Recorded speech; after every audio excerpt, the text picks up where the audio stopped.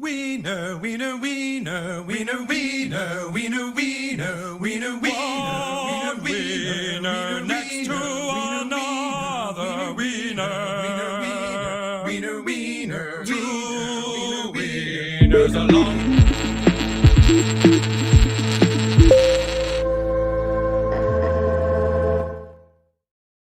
What is going on, everybody? Welcome to a Spork of Ice and Fire. My name is Scott, and we are going to be talking about A Knight of the Seven Kingdoms, episode two, hard salt beef. And it had multiple meetings in this episode here. And we're coming from a book canon edition, unlike other streams you probably watch your videos. So that's where that's where I belong. So in episode 2 of A Knight of Seven Kingdoms, the title tells you everything this episode believes about knighthood. It's not glorious. It's not the songs, not banners snapping in the wind. Hard salt beef is what you eat when you're not important. It's what you chew when survival matters more than pride. Tonight, we're breaking the episode down scene by scene in order, and we're doing it the book first way, using George R.R. Martin's own text to judge what the show understood, what it reshaped, and what it quietly made sharper. This is not a reaction. It's not a recap. It's an explanation. By the end of this stream, you'll see that episode two isn't about Dunk proving he's a knight. It's about Dunk learning what knighthood actually costs. Tonight, though, we have some amazing people back with us, right under there with the beautiful Rose, Miss Martin Muses. How are you? Hey, I'm doing great, staying warm and loving this show so much. I don't know what to do with myself. I know. It is. It's definitely a different one, and I'm enjoying it too. What about you, Mason? Yeah, I really enjoyed this episode. I was quite surprised when I looked at it and was like, "Oh, that's 30 minutes."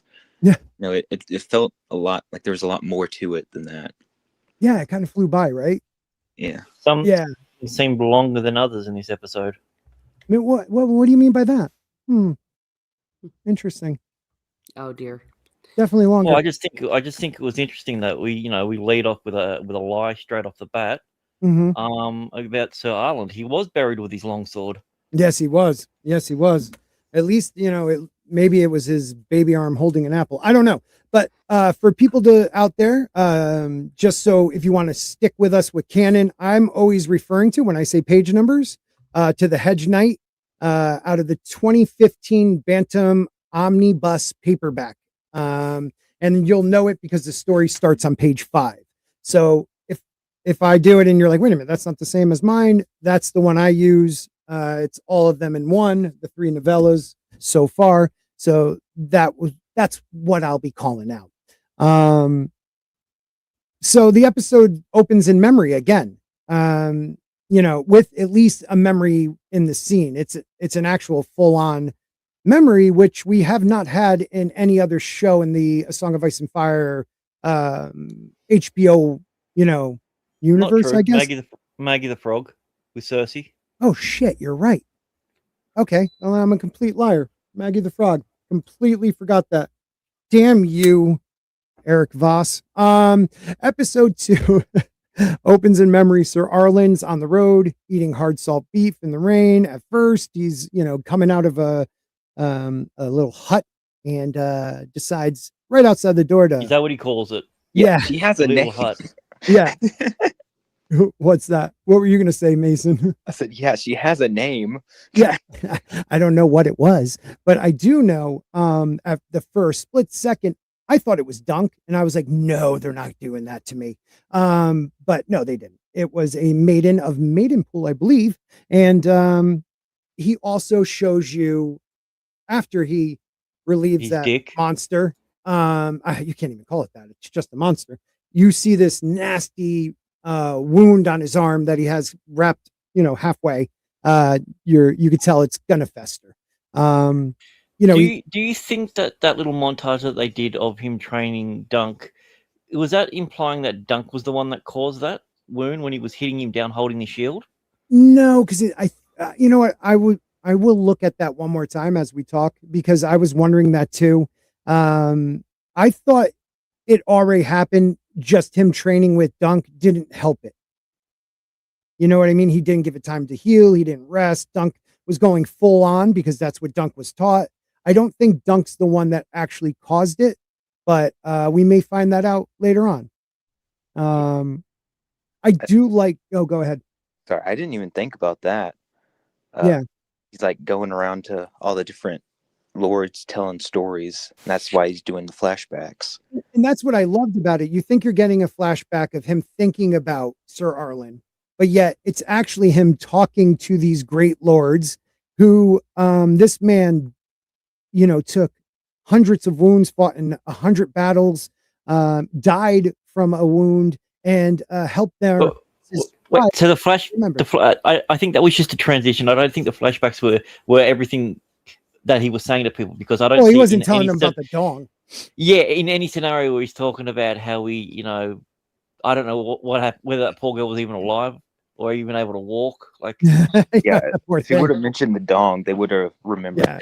Get that girl. Like, how is a guy like that not famous across all the Seven Kingdoms? Right.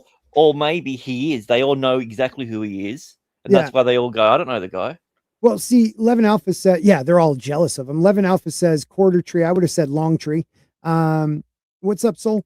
But the thing I found interesting is he's telling these people about the greatness of, you know, the honorable Sir Arlen, but then he's remembering these moments with him, just, you know, how he wasn't rich, but he gave one of the villagers some coin, and how they both ate, you know, salt beef, and they both slept under the tree, you know, and we know from the book he got it was a rainy night, then a windy night that got him the chill. Now I always assumed that was because he got sick, like from the flu or something, and died, but we find out in this episode, no, it was he didn't have his shots. Wound. Yeah Nowadays, I mean, come on. You don't know who to trust. Anyways, so one thing with the book canon, so you have them eating salt beef together in the rain. There's no, even though he's speaking about the glory of him with these lords and their fathers or uncles and what he did in service, no fanfare, no audience, just them surviving every day in the flashbacks. The image quietly becomes the episode's thesis. You know, what a Hedge Knight truly is.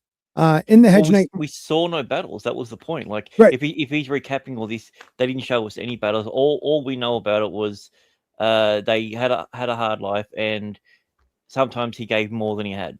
Yeah. What do you think, Teresa? What, like, that opening was really about? To be honest, I just think it was an unfortunate manner of them just throwing in random earthiness and showing a dick, because that wasn't in the book the same way the shitting scene wasn't in the book. I don't like it. No, I think it's retardando. I don't know if it's HBO that they just think, oh, if it's Game of Thrones, quote unquote, verse, that it has to just have random disgusting things like that don't add anything to the story. I think it's just as simple as that. I don't think it's anything deep. Well, I actually think it is a little more than that. I think you're right, but I also think it's their way of saying this isn't about the dragons and the political Game of Thrones. This is about in-world living, trying to make it through day by day as a Hedge Knight. And this is how they live, you know, the little pleasures, right, Mason?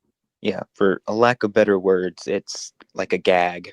You know, they're putting in this nudity, which I don't really think the show needs to kind of add a little bit of every first episode had it. Game of Thrones had it with Daenerys. We had it with Matt Smith. Yeah. And the so everyone's done some sort of nudity in the first episode. I think the second episode. So that's kind of the promise of Game of Thrones and House of the Dragon. It's like, this is an adult show. It's going to be sophisticated and dark and like gritty.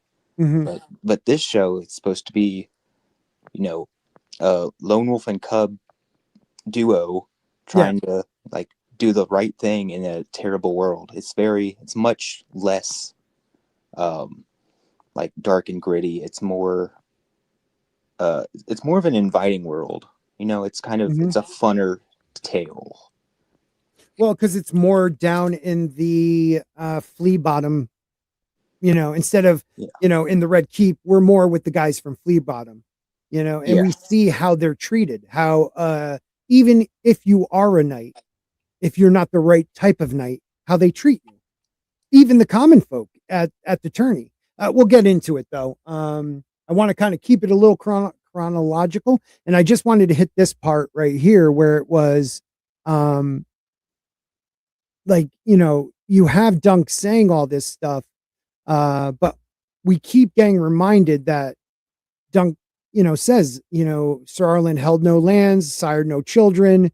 This was his day. Like, if anything, his legacy is Dunk, but because he sired no children, because his nephew was killed at the Red Grass Field, where we need to also talk about the Blackfires a little bit more. But will he be? Was he truly a knight if no one remembers him? Because no one. Dunk remembers him. Well, that's the thing, but I feel like that's what Dunk feels. And later on, we get like the one person you would think wouldn't remembered him. This kind of fits in with George's overarching idea of legacy. Like in the main series, you have Tywin versus Ned. Like, Tywin ruled with an iron fist. Everyone is afraid of him. And then he dies and everyone kind of just writes him off. Like, right. Okay, well, the bad guy's gone. We can do whatever we want. His kids aren't going to be able to hold on to anything. But Ned Stark dies, and he has the whole North conspiring against the usurpers, the Boltons. Right. In this, you have, Sir Arlen. He dies. None of the lords remember his name, but he did a lot of good. He was inspirational to a lot of people and did good. And they're gonna. But people that somebody did something nice for me, I'm gonna pass it on. Yeah, this is what I got from it. Yet the heir to the throne remembers him. Right, and I love that. Oh yeah. And you remember him holding his long lance. Wait a minute, we'll get to that. Times. Don't jump ahead, because that's a really good scene in the book and in the show. They did it pretty well. But what different as well. But I liked it. Yeah, what I've heard a lot of people saying since Sunday is that it's this flashback nostalgia for what Dunk remembers. Now, first of all, it could be unreliable because we're seeing it from Dunk's point of view. But it's more like instruction. It's like instructional or instruction. I don't know. The show is teaching you that Dunk didn't inherit like the glory of House Lannister. He inherited hard lessons he learned from Sir Arlen. So that's what's going to, because he can't even keep his sigil. That's what lives through how Sir Arlen lives through him. It's the lessons he taught him of what a true knight is. And then you see what other knights are supposed to be, and they don't hold a candle to what a true knight's, these landed lords and, the great house lords, they are some of the most obnoxious, unknightly folk we see in any of the A Song of Fire, anytime, any era you read about. Those are usually the worst. You only get a handful of great lords that are good people. Ned Stark, Aemon the Dragon Knight, like people like that. The rest are like, Maegor. Yeah. Oh, Maegor, definitely. He was a great knight. But you also get like Aegon the Unworthy, who caused the Blackfire Rebellion. But I can't wait for that series to happen, and it turns out that he actually says something different to his wife, and she misinterprets it, and then that's how the whole Blackfire Rebellion happens. Oh gosh! So we see Dunk making the rounds too. He talks to House Florent, House Hayford, House Tyrell. I don't know if there's anybody else in the beginning, and he asks, "Do you remember Sir Arlen of Pennytree?" None of them do. Martin makes Dunk's fear explicit, I guess. If no one remembers Sir Arlen, what did that make Dunk? That's from page 31 to 33 in that area. According to Egg, a pretty shit night. Well, but Dunk assumed these people would remember Sir Arlen because he was with him when he took an arrow in the belly. Jane. Jane, come on, Jane, come come on and talk with us. At least stay in the chat. But like you have Sir Arlen who took, arrows to the belly, knife wounds. He had scars all over, fought 100 battles, helped these people save the realm, save their lands, save their house, and none of them remember him. And it just goes to show you he's just one of many that got hired and then are forgotten. But, some lordling that hired him who did nothing is in the songs. You know what I mean? Yes. Mhm. But we find, well, I don't want to jump ahead, but Yeah, you could jump ahead a little. What the hell? well, we said it once, we said it twice, and this is why I love him more than life itself. Baelor Breakspear Mm-hmm. is somebody quite special who does remember him. Yes. And it goes along with the theme about that goodness is present in this world and goodness is rewarded. This is a story about good winning and the seductive power of good. All Yeah. the characters are going to be drawn into that, and I can't wait to see it continue to unfold. Good way of putting it. This book is a beautiful thing where Dunk is so pure in his vow that it brings out the these, what's the word I'm looking for, when they're jaded knights, and they don't see it as what knighthood really even means, but he like awakens something in certain knights, and I think that's awesome. Real quick, everybody, holy crap, she is amazing. Jane Theory gifting 5 Sporky News memberships. Thank you so much, Jane. That is amazing. So Brahma Bull, you're a sponsor. You know what? After your month's up, you should just keep paying you. Cheap bastard. I mean, Sonny Frank, love you down in Florida, buddy. Hope it's all good. Listless receptionist, some of my oldest supporters. Matt Mardigan, you are a great swordsman. What's Gucci, my ninja? And at Lisa, you are also. Thank you so much, Jane. That's awesome. And Frankie knows. What's up, dude? A quick hi and bye. Check out Frankie, guys. But what I think we missed in this beginning part where he's asking about do you remember Lord, Arlen? Knighthood in Westeros isn't proven by vows. It's proven by witnesses and people willing to remember you. Dunk is selling Arlen's memories because that memory is the only shield he owns. Like he needs someone to remember this man. And he's telling every story he could think of. And it's just not awakening it in anyone until we hear the trumpets, the trumpet sound. Oh, wrong one. Sorry. I don't think I have trumpets. House Targaryen arrives. Yay. Yeah, it's. So I loved fun. it. Yeah. It's so Go funny. ahead, It's like, who's arriving? And then there's like, Yeah. Abe's like, oh, Johnny's like, can't you see, you giant guy? Yeah. They all just, and he's so like, what I love about this actor, like I thought I liked him a lot in the first one. He is my Dunk now, at least in the world of the series, because he just plays off that, like, he's so kind and so sincere and so like, oh, sorry. Oh, my bad. Yeah, he could probably took that guy by the head and crushed him with one hand, but he doesn't. He's not that type of person. He's sincere and good natured, and I just love how this actor is playing that role. He's good at convincing people by turning his back and slowly walking away with a sad look on his face.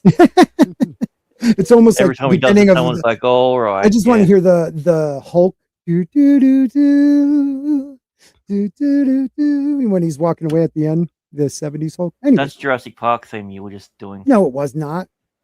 So it was. I kind of mixed them. You're right. I did. Anywho, Jane says, I'm a little late to say this, but I do wish he was cast younger, but casting an adult does make him seem more innocent than a near 30-year-old adult would be. Yeah.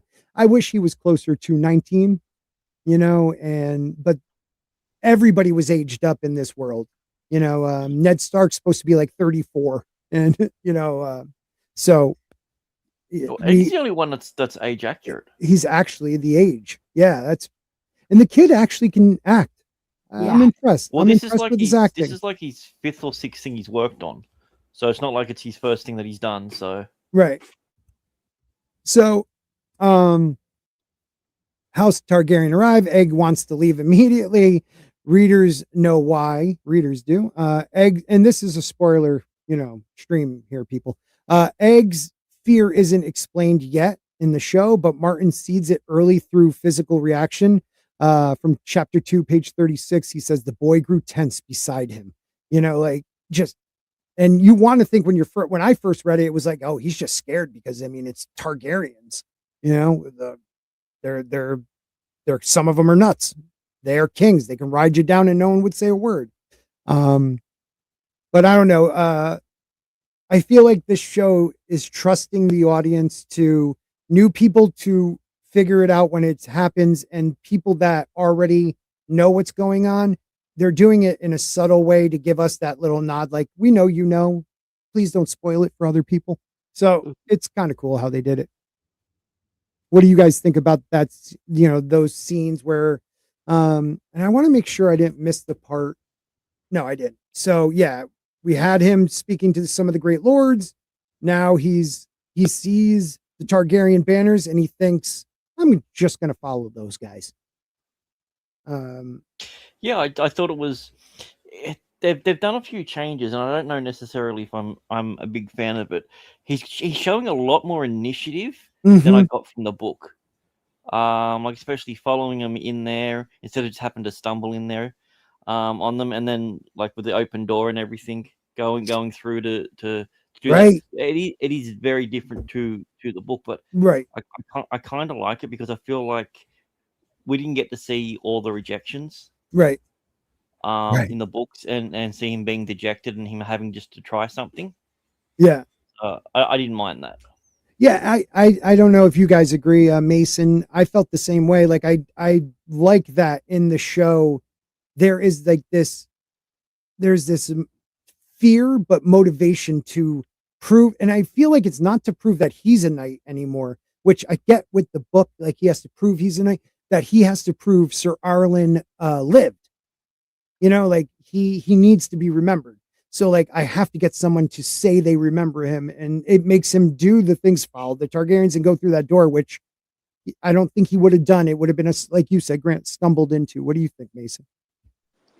Yeah, they're certainly changing some things, but I think it works with what they've shown us, and it's still like he sees them go in and he's thinking like, this is a Hail Mary, maybe one of them will remember Sir Arlen, and he walks in and they're like, yes, my sons are missing, they need to be found, they've been missing for 2 days, and he's like, oh, I shouldn't be here, I'm gonna try and wait till they're done talking. And he still gets called out and pulled into it. Well, so the daughter, who we never get the name of in the book, but we get it in the show, she's a little. She doesn't get named, but they do name the tournament after. Well, it's her name day tournament, but they actually give her a name in this show, and she's a little spunky. She punks him out, right? Yeah, unnecessary hating on Dunk. Poor guy. Oh man, it's like he's Jackie Chan in a Jackie Chan movie. Everyone's picking on him when he can kick the shit out of him at any time, and people just don't seem to realize. Right. Before we move on too far, I want to say it's a really nice detail that when Prince Arion, is that the one that gets off the horse? Mm-hmm. So he gets off the horse and just leaves it there, and then the horse freaks out. Yeah. And the first thing he does is calm the horse down. Yeah. That's a very nice detail. Yeah. That he just has this like way with horses or animals. Well, and that's all he really talks to. The majority of his talking is to horses. So you probably, Sir Arlen was a knight, and that was his squire. So yes, he taught him and stuff, but he was whoring, he was drinking. Dunk probably spent most of his time talking to those horses. Mm-hmm. And he has a care for things that are innocent and maybe the voiceless, because in a way that's what he is in many ways. But I love that scene right after that, I believe, is when we see the white cloaks and they're the king's pure white, all white. Oh, they look so okay. good. Let me ask really real quick. Let me ask the chat this, and let me ask you guys: did you like their armor? I guess Teresa, you're saying you loved it. 100%. Oh, It's most accurate one. I don't understand. This is the problem that you're going to have with it. Before, the armor looked terrible. Now it Yeah, looks it did. good, and then they go back to looking terrible in Game of Thrones. Yeah, I have to say the armor, I just felt like it was something was weird about the armor. Maybe it was because of the shadowing. It almost looked like it was spray painted onto me. So like I think that just took me out for a second. I do like the Targaryen, symbolism and dragons and stuff, and they should be white cloaks. We don't have white cloaks really in Game of Thrones. They're gold for some reason. And I know Baratheon didn't want any, Robert didn't want any is it iconography of dragons? Is that the word I'm looking for? But it's still, they were still gold or white cloaks, and I'm glad they at least they nailed that. And the armor did look cool, but like the shoulder and the grievous or whatever the hell you call them, they looked almost spray painted to me. Am I out of my mind? I didn't feel that, but okay, maybe I just maybe I was just so excited it was white. I didn't look that closely, But that's what they did. Having armor that was completely painted was normal to the time. yeah, That wasn't out of the ordinary for them to lather a bunch of paint over, chrome or over copper or over steel. No, I get that too. I do get that. And white, I always in my mind, white was, they somehow hammered it in. Like, Valyrian steel had that smoky dark color. Somehow when they made the white armor, they were able to add the color to the steel. It didn't really like make me hate on it. I just thought it just took me out for a minute. And then I was right back in because the actors were great. They did so awesome with him. Before Dunk reaches Baelor, we get to meet the gold or the white cloaks and what knights are supposed to be. Yeah, they're not douchebags. I love the way that they see him in a way as an equal. They call him sir. They're like well met. They're polite. So yeah. Well, it makes sense. He's nothing but a humble fisherman. Yeah, crabber. Yeah. He's a crabber. Yeah. Also, just the scene just before that, I really liked when Aaron come on and he's just like, I need you to do this, I need you to do that, and Dunk's like, no, I'm actually a knight. Right. And he gives him, he's like, oh, knights are falling on hard times, but he didn't push it any further. Even this, I'm going to use this word politely, this prick even still respects somewhat of a hierarchy of a knight. He insults whether it's a hedge knight or a gold. He does insult him, but he insults him, but he doesn't. He doesn't say, "Well, I'm the prince. I go and do it anyway." Right. Aaron mistakes him for a stable boy, then a servant hand, insults him, and expects a little. I think he kind of expects some obedience. Dunk just helps him because he helps. Like that's just Dunk. Martin describes Bright Flame, like page 37. Bright Flame liked to see men afraid, and the fear of others gave him pleasure. So, like, we didn't really see that yet with him, but this is the type of character he is. He's one of the also no long hair. It's a thing that's starting to bother me when I went back and looked at all the description of a lot of people in this episode. Almost everyone that has short hair is supposed to have long hair, and I don't get why. Yeah, now Breakspears had short hair, but everybody else had long hair. He's the only one. Yeah. Yeah. Also, his younger brother didn't look like his older uncle either in the book. What is that? So. That is weird. They made him look really old. Instead of like silver hair, he just has really, really gray hair. He's like almost like, I don't know. He looked like I didn't realize that was Mako. I thought that was a new character or an uncle or something until he said my kids. I'm like, wait a minute. Mm-hmm. What's going on with this? Are you the older one? I immediately thought he was the heir.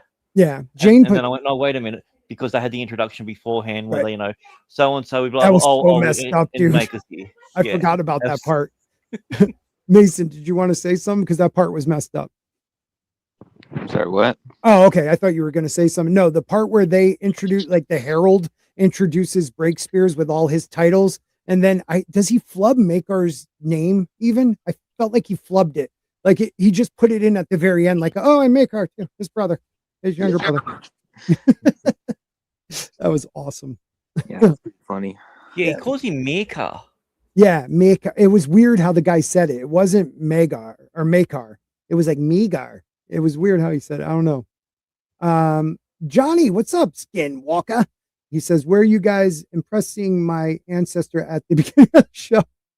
Johnny Skin Longwalker.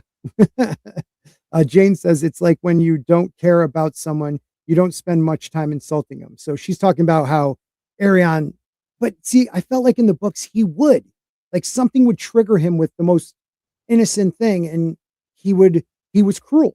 But you have a point. They just got there. He just wanted somebody to take his horse.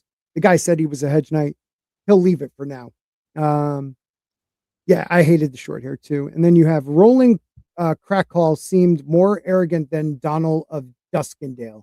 Now, No, not even close. yeah, I don't know about that. I disagree. Yeah. I think he was, I think they, like, I think you said it, Miss Martin Muses, they came off as at least closer to how knights should treat other knights. Mm-hmm. You know, they were respectful. Like, you know, they joked with him. Where's the shitter? Where can you, is there any good place to take a shit around here? And Dunk's like, no. Yeah. Donald of Duckensdale actually insulted him and Mm-hmm.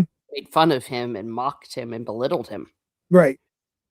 Well, and Martin is careful in the books how he looks at the gold cloaks. He says they were knights as he had always dreamed knights should be. And that's what they kind of represented for him.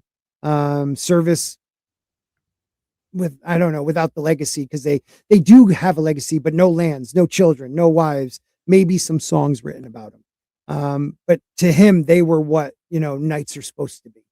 And I thought that was kind of cool that they gave you them more on we're just like you, buddy. You know, we're knights just like you, and we're gonna respect you too. And I like that. As in, I wrote this down. Arion uses knighthood as a weapon. We haven't seen it yet, but he does. The King's Guard embody restraint. And I think as the show goes on, if you're new to this, you'll understand what I mean. What's up, Brian? He says, Jane, you would be wearing deer antler headdress 24/7. I mean, I would rock it. Definitely yeah. Definitely when we get to the end in his armor we'll get to that. That was dope. Baylor should be 39, Makar a few years younger. Both actors are close to 50. They looked I'm 50 and they looked way older than me. So I don't know. Yeah, he does. I thought the same thing. Thank you, Jane. I was going to say that too.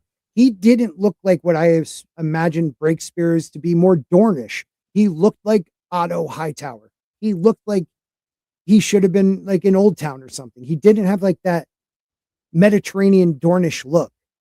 And then again, like you said, Grant, his brother Makar looked like he was, I don't know, albino almost. It was weird. He acted him well though, so I was cool with that once he got going. Yeah. Yeah, they were both good actors. I got to say the casting so far, the actors are not, you know, just riding it in. And I know it's the first season, so everybody wants it to be great, but they really are making me want to believe this is a real world. You know, you got to give me that. Yes, this might be a fantasy world in a way, but give me that disbelief and I'll go with you. If there's dragons, I'll believe it if you make me believe it, you know? And this is why they're even there, the Targaryens at this tourney, is because they don't have dragons.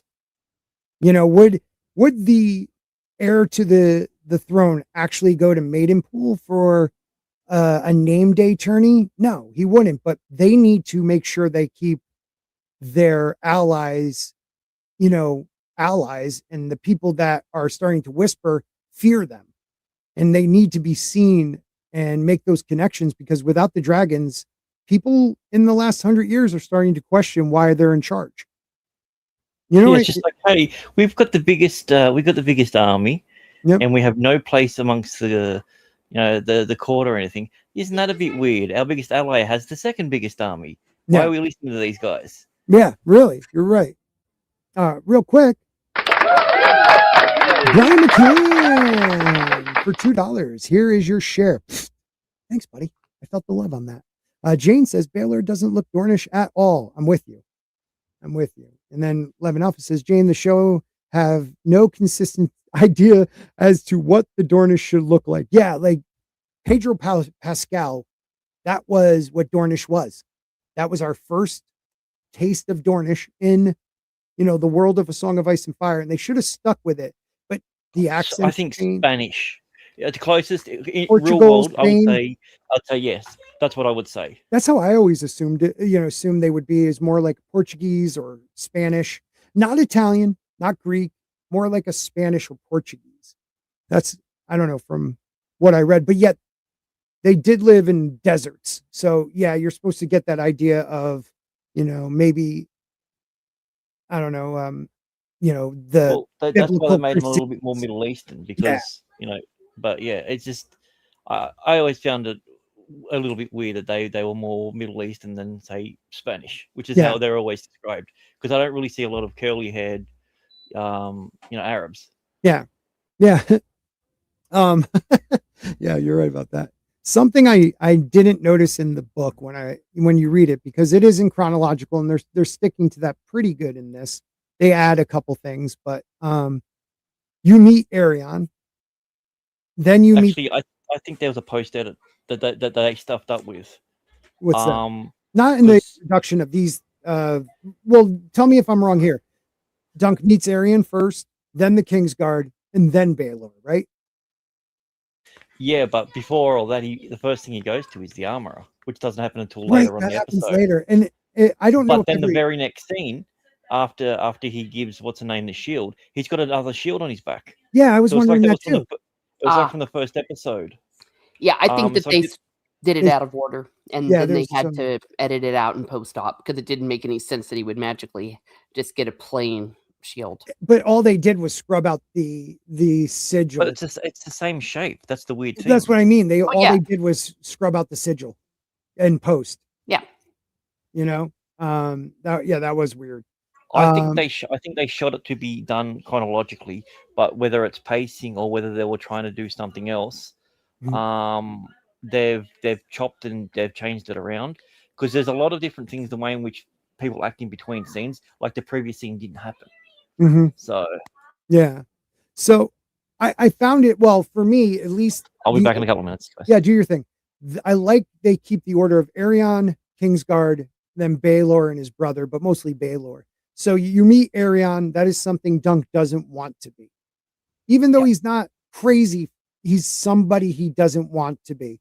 Then you have the Kingsguard who show restraint, show, commonality with him in a way. But then and I think, Dunk is somewhere in the middle thinking, what is a knight? And then he meets Baelor. And then he sees what a true knight is, and it's been one of my favorite scenes in any of A Song of Ice and Fire, Dunk talking to Baelor and how Baelor's in the book, he's more lighthearted seeming, like almost like it's, I actually thought of it in the book when I read it, it's almost like he's having more fun and then realizes what Dunk is trying to do. And he honors that by saying, I know who, Sir Arlen is. I think he's more playing against his brother who's in a bad mood. But in the show, you see, you get to see this prince, this king to be, remembering a Hedge Knight and saying one of the greatest lines. I remember, what does he say? Wait a minute, did I write that down? The idea of how he always looks, studies his enemies. So it's not that he knew him because he was this gallant knight. It was just he was in his mind, an enemy at one of the tournaments. So he learned all he could about him and he didn't forget. And that's the difference between Breakspears and other princes. He studies. He really is a knight. He is going to be a good king. He pays attention. What do you guys think? Oh, well, 1000%. Also, the way he said it, the way the delivery was, and I took this also when I read it in the novel, was that it was very kindly said. It was said in the arrogant manner. I also wanted to give a shout out for when he talked about Dondarrion. None of them had ever heard of him.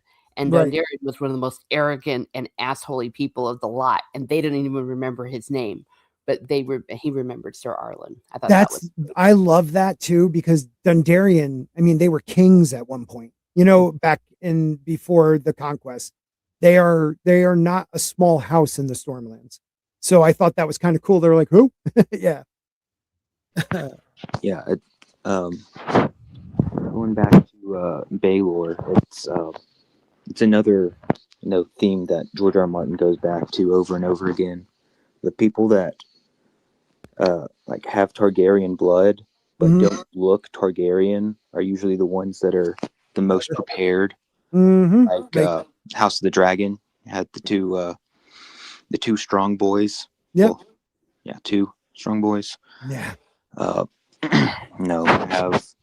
Dany, who is not going to be. She was going to be married to her brother, and she ends up being like trying to learn how to rule in Marine. Mhm. Um, You are right about that, though. I mean, look at before the Blackfire Rebellion, you have Daron, yeah, right? Daron the Good. Daron the Good, who, the Blackfire Rebellion kicks off because he doesn't look like a Blackfire, and he's trying to change the realm in good ways. And then the one that looks just like Aegon Targaryen, the conqueror, stepping out of the history books. He is a good knight. Don't get me wrong, but he is persuaded into kinslaying and kingslaying. Attempted usurping. That's not knightly. But yet he was I don't think Daemon Blackfire was a bad man.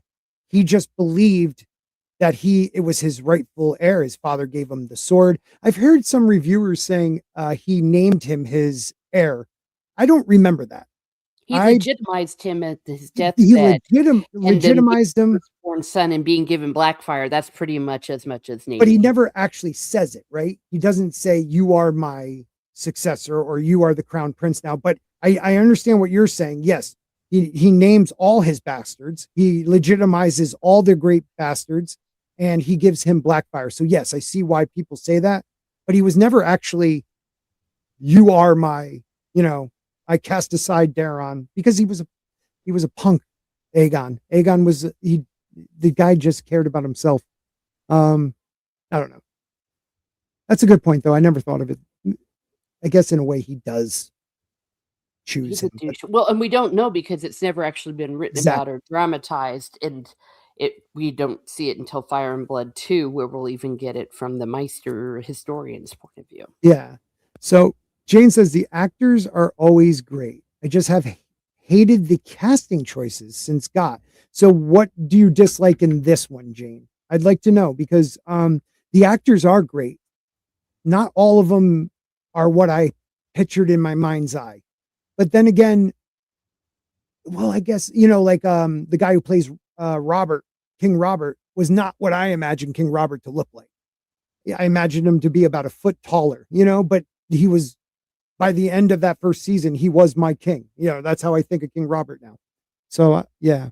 But this is the moment where Dunk, he's interacting with Baelor, and Baelor is being very polite with him, bouncing, and he's kind of testing him. And then Dunk goes on and says, this is from page 47 to 49. Do you remember Sir Arlen of Pennytree? Dunk asked. Baelor studied him a moment before answering. Yes, he said at last, and proved it by recalling the old tourney when Arlen had ridden, testing Dunk on the details until he answered true. Dunk felt a sudden relief so sharp it almost hurt. And you have that scene in here where he's like, he broke 4 lances on me, and Dunk's like, no, sir, it was 7. Like, so matter of fact, no, it was 7. And Baelor, I feel like in the book it was 7, but in the show it was 4. No, that dialogue was almost taken directly from it, even when he said that the tale changes in the. But the way I read it, that's what I'm saying. The way I read it in the book, I'm like, oh, Baelor is a little prideful here. But no, he wasn't. Oh. Like I always read it as, no, Sir Arlen broke 7 on him, but he doesn't want to admit to that. Like for some reason. Oh, I actually read it. Yeah, the first time I read it, I thought he was doing it as like a test to make sure that he was telling the truth. Mm-hmm. Yeah. Like he's like, oh, 4, kind of eyeing him to see if he would say the right number or what. Well, he said Scott believed a man could fly. Believe it or not, he is walking on air. Heavier though, it would feel so good. That's the Uh, song from the Greatest American Hero. oh, believe it or not, I'm Walking on. walking on air. I never thought it could feel so free. That's what I always thought it said. I was also like 6 or 7. Yeah. Okay. So Germ said Dorn was Spain or Italians. Yeah. I always thought Portuguese, Turkish, even Greek, maybe. But then you have, I also thought it was Middle Eastern too, the way, because it's, the Sandy Dorns are more Middle Eastern, but their princes are more, I don't know. When you read things happen in your brain and then you see it on a show and you're like, oh, yeah, I totally saw that differently. It's kind of weird how that happens. So why is this meeting of Baelor and Dunk the heart of the episode? Why do you guys think it's the heart of? I think it is the heart of the episode. Definitely. Yeah. Either one of you, if you want to or not, go right ahead. Well, for me, it's not just the heart of the episode, but maybe even the heart of the whole show, because they're setting up who these people are, what is really important, what really makes a prince, what really makes a man of honor, and who these people are in relation to each other. Right. That's a perfect way of putting it.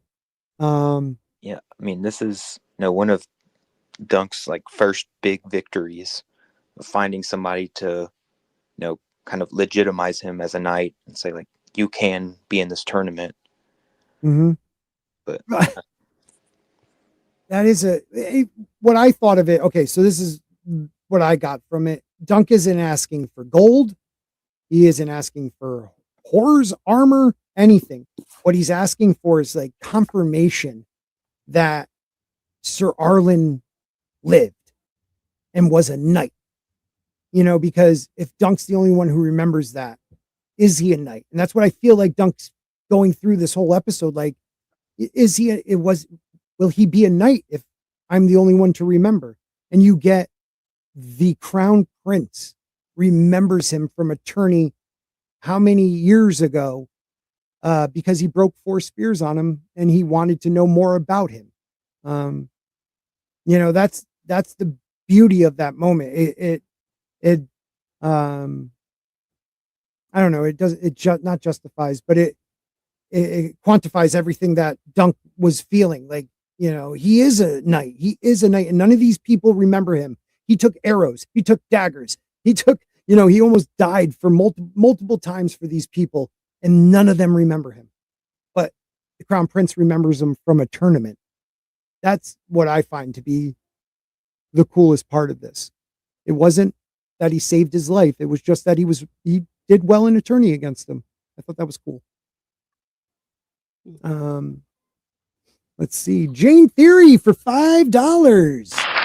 Thank you, Jane. There's always for some weird reason, I got to tell you this, Jane, kind of sidebar in it, but I had an iPhone about 10 years ago, maybe like a little less than that. And then I went to Android and just recently came back to an iPhone because of a deal, and my wife likes iPhones. And it like downloaded my contacts, and I was like, Jane, I have all your information. So I might randomly text you like, Dunk's face or eggs, an egg, just an egg emoji. So if it comes from a weird 860 number, just know it's me. Jane says, why do you think they don't play up the Targaryens' features as described in the books? They make them look like random you'd see in line in Walmart. And that's why that's the one complaint I have with every single one of these shows.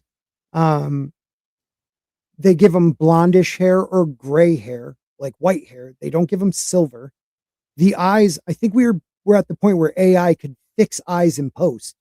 Like I want to see violet. And I still can't tell if Egg's eyes have been changed color. His color has changed. Like, because his eyes are pretty blue in real life. And I don't feel like, because I'm watching it on the little iPhone, I can't see if they made him like a violet or something. Because to me, that's like one of the most important things about Targaryens. They're different than normal men. Wait, know? did you say you watched the series on your phone? Yeah, I've watched all except for season 1 and 2 of Game of Thrones. I've watched them all on my phone. Why not But- on TV or your computer? Like, Well, let me tell you this. I'm one of the only people on my Samsung that I had a couple years back for that the long evening battle in season 8 where I could actually see everything. It wasn't too dark for me because of my phone. So yeah. yeah, I just turned my brightness up on my TV. Okay. Oh yeah, it was our fault for not adjusting, right? Yeah, maybe. Yeah, it was. That's what they told us. Also my TV's Also- real old. That scene that you were just talking about with Dunk and all that, it's like a microcosm of those characters as a whole. Everything that happens in that scene, the way in which they interact with each other, it's a small scale version of what happens with them in the rest of the series. Yeah. And I like that idea. So, you know, at least they could, well, assuming that they're going to be consistent. Mm. So Yeah, but why aren't they consistent? Well, they are consistent, but why don't they? Is it because of just technical reasons? You know, it's hard to do because they look like Lannisters half the time. You know what I mean? Like, I want to see actual silver hair, not white, silver. Hmm. It's like platinum silver color with these anywhere from a light violet to dark purple eyes. I want it. I mean, I just wanted the Valerians to at least have similar pigmentation. Yeah. And Jane's right. It's the show reality. So that's why I don't get too mad. Rhaenys daughter, Jocelyn, the Strong Boys, Aegor, Rivers, yeah, Baelor, Rhaegal, Dahlia, Prince Duncan, Stefan Baratheon, Princess Rhaenys, all dark-haired children of Targaryens. Yeah, because I've said it, once someone marries into a Targaryen line, and it seems to be the women, their genetics are a lot stronger than the Targaryen genetics when it comes to features. Dominant. Except against Baratheons.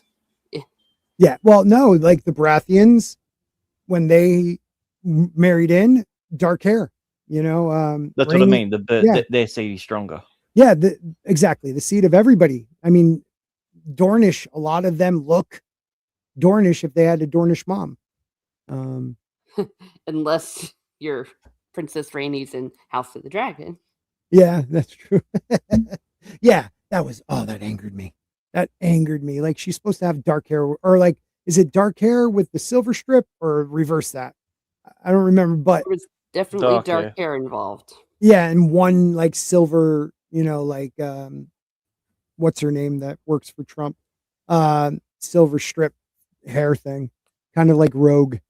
Yeah, all right, so we'll move on a little bit. So Dunk, you know, before he leaves, Prince Baelor says you are not his true-born son, so you can't use Sir Pennytree's sigil. And Dunk and Egg are watching which is a great puppet show about Sir Florian the Fool, which is a big part of Sansa's story in the main series. We get to actually see it act out, you know, which is kind of cool. Dunk asks Tansel to paint his shield. Very awkward, very human, very real. You know, and I love how an 9-year-old boy is his wingman helping him out. But you know, from the book, he wanted something simple, something true. And I love his sigil. I think it's one of the best. So I can't wait to see how they paint it. You know, it's not something like a grand beast, like a dragon or a lion or a dire wolf. It's not, you know, something fruity and, you know, Dondarrion's is pretty cool as well. Is there a lightning bolt or something like that? Yeah. Where the story of it behind it was I can't remember which one of it was, but all of his men got struck by lightning, and he was the only one that survived, and he got struck the most. Yeah. I do like that the sigil, represents Dunk and Sir Arlen under the tree, but also represents Dunk and Egg under the sky. Mm. So I like that. What did you guys think about the scene between them? The chemistry between the actress, who plays Tanzel, and Dunk. I just wish she had a Aussie accent because it just sounds weird hearing her talk that way. Yeah. I didn't feel it there. I mean, you know that he's supposed to be smitten with her, but I don't know. Neither one of them seems to. She just seems to be just kind of there. The actress, she doesn't have a lot of charisma. I mean, I don't know. At least not in this role. The redheaded chick, he had more charisma with the Hall from the previous episode. Right. I thought, oh, maybe that's who they got, because I didn't even look at half the casting. Yeah. I just wanted to go in to be surprised, and then there isn't a lot of chemistry there, and I don't know why, because it's not even like awkward flirting. It's just they don't want to be around each other almost. Yeah, I don't think they had like bad line readings or anything, but there just wasn't. I don't know. It wasn't. Something was just off with it. Mm-hmm. But I thought Dunk and Egg did really good together. He's when he like pipes in, too tall for puppets. He just pops in. I do love that. Egg, the wingman. I this question here, I was thinking about, I don't remember the tug of war. I think a lot of the Baratheon plugins are add-ons in the show. Yes. Because tug of war wasn't in the books. Yeah, they just want that actor in the book or in the show. The tent scene from last episode wasn't in the book. The tug of war isn't, but it goes to show you how flippant,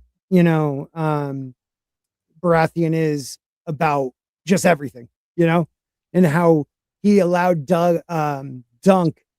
First of all, you get to see some cool things in that tug of war, though. You get Egg using his brains and lifting his feet so he doesn't fall into the mud onto the rope. And then you see Dunk just bear down and start pulling everybody back. But then you see Lionel come back and help them win it to get the glory. You want to know a funny little tidbit about that? The actor that Lionel said that was one of his favorite days of filming. He said because no one was listening to directions. So in the end, they literally just did a tug of war. And him putting his legs up, Dexter, that was all him. Are you serious? That was him doing it. What a great idea. Yeah. So so they said they literally did a tug of war. Wow. Oh, that's fun. I thought it was adorable though when they won. The way that Duncan just threw him up in the air, like he was excited. The kid was excited. It was great. He injured him actually when he came down. He threw him. He looked up. His chin hit the young Dexter in the eye. Mm-hmm. Actually busted up his eye. Busted up his eye, and it was funny because it was the same day they were doing the press tour with George R.R. Martin. So all the photos of him with George are him with his busted eye. Beaten kid. Oh, so this is a good question. So did Oris Baratheon take after the Targaryens, and did the Baratheon look come from the what is that again? Duradons. Well, we never find out who Oris Baratheon's mom is. I know he's most likely a bastard of House Targaryen, and they let him have gave him his own house. But I want to say, no matter who his mom was, she had the strongest seed. I mean, that thing lasted hundreds of years until Joffrey. Joffrey had blonde hair. Yeah, I'm pretty sure it says that they're dark-haired from the beginning. Yeah. Oris is the first Baratheon we meet, right? He is. Yeah, he's the start of the house. Yeah, him and Aegon the Conqueror were friends / maybe half brothers.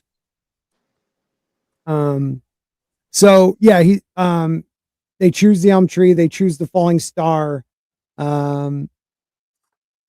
It ties Dunk to Arlen, not to glory, which I liked. And then Holy shit, Jane. Jesus, Girl. Jane. What do you do? I mean, we're gonna have to jump right to that one. Jane Theory buys 5 Sporky News memberships, a $5, and now a $50 chat.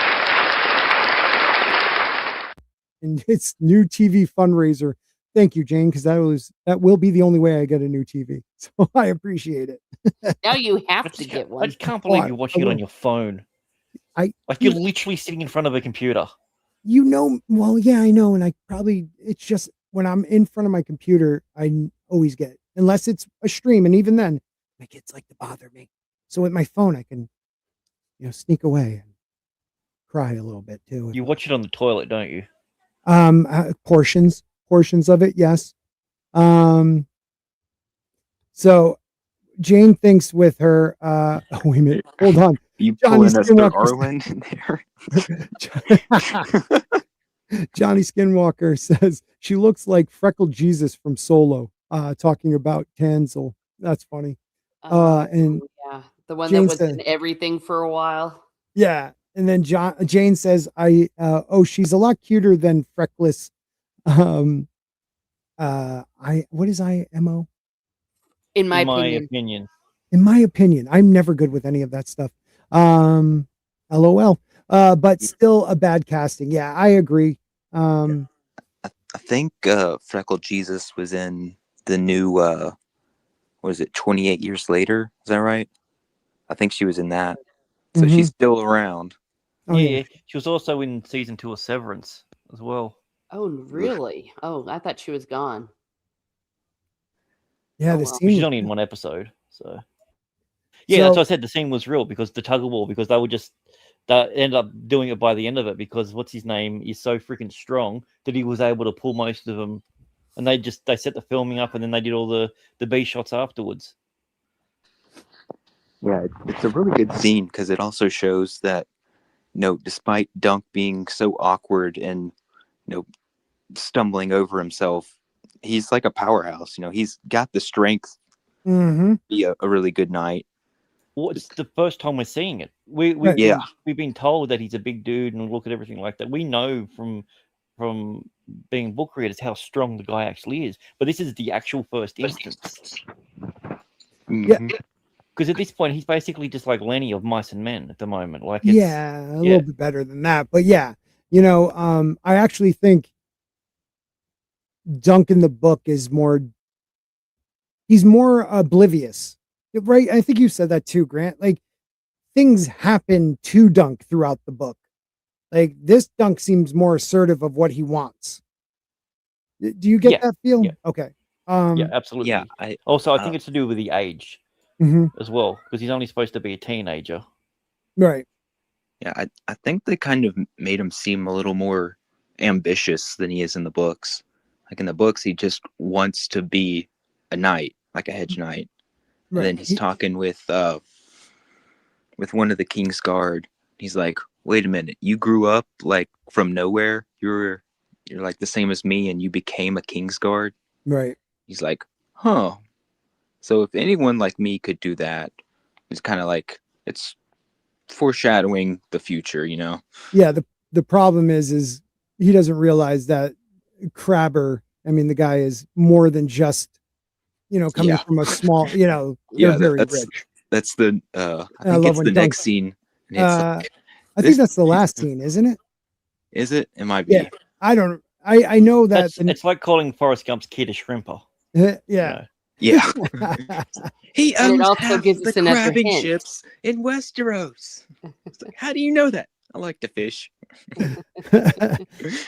Mike has bad knees in the house, and a soul telling Jane, making it rain up in here. I really do appreciate it, Jane. It means a lot to me. It means everybody who even just watches, it makes me happy. Thank you.